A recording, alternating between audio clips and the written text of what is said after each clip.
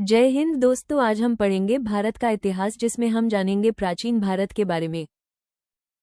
आज हम पढ़ेंगे प्राचीन भारत के प्रमुख वंश एवं शासक के विषय में। हर्यक वंश जिसका शासन 544 ईसा पूर्व से 412 ईसा पूर्व तक था। बिंबिसार 544 से 492 ईसा पूर्व हर्यक वंश का प्रथम शक्तिशाली शासक था। इनकी राजधानी गिरिव्रज राजगृह थी।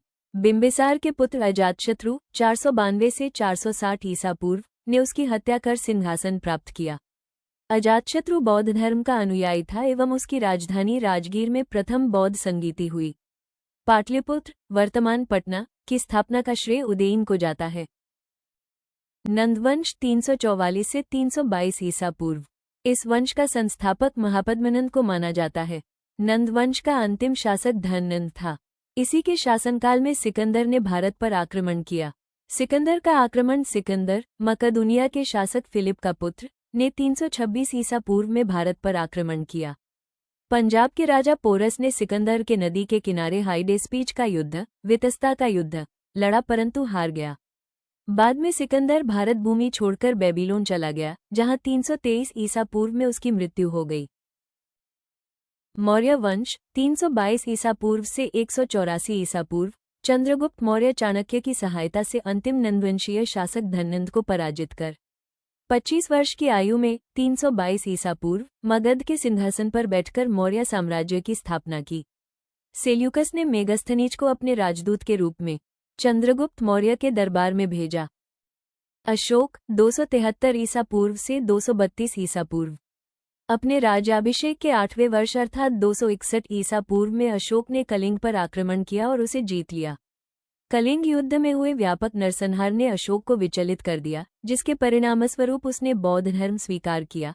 अशोक ने पाटलिपुत्र में तृतीय बौद्ध संगीति का आयोजन किया। अशोक ने सांची के स्तूप का निर्माण भी कराया। यवन सबसे पहले आक्रमणकारी बैक्ट्रिया के ग्रीक यूनानी थे, जिन्हें यवन के नाम से जाना जाता है। इन्होंने भारत में सर्वप्रथम सोने के सिक्के चलाए। कुषाण 50 से 230 ईसा पूर्व। कनिष्क कुषाण वंश का सबसे प्रतापी शासक था। कनिष्क ने 78 ई में शक संवत प्रचलित किया था। कनिष्क ने बौद्ध धर्म को संरक्षण प्रदान किया था। इसके समय में कश्मीर के कुंडल वन में वसुमित्र की अध्यक्षता में चतुर्थ बौद्ध संगीत गई थी। कनिष्क के शासनकाल में बौद्ध प्रतिमा की पूजा महायान शाखा आरंभ हुई। गुप्त वंश 275-570 ई पूर्व। चंद्रगुप्त प्रथम 319 से 335 ईसा पूर्व। बंद्रगुप्त प्रथम ने 319 से 20 ईसा पूर्व गुप्त संवत प्रारंभ किया। इसने महाराजाधिराज की उपाधि धारण की। समुद्रगुप्त पर प्रकाश डालने वाली अत्यंत प्रामाणिक सामग्री प्रयाग प्रशस्ति के रूप में उपलब्ध है। समुद्रगुप्त 335 से 380 ईसा पूर्व। समुद्रगुप्त गुप्त वंश का एक महान योद्धा तथा कुशल सेनापति था। इसी कारण उसे भारत का नेपोलियन कहा जाता है। चंद्रगुप्त द्वितीय विक्रमादित्य 380 से 412 ईसा पूर्व। चंद्रगुप्त द्वितीय का काल साहित्य और कला का स्वर्ण युग कहा जाता है। उसके दरबार में भी रत्न थे। चंद्रगुप्त द्वितीय ने शकों को पराजित कर विक्रमादित्य की उपाधि धारण की थी।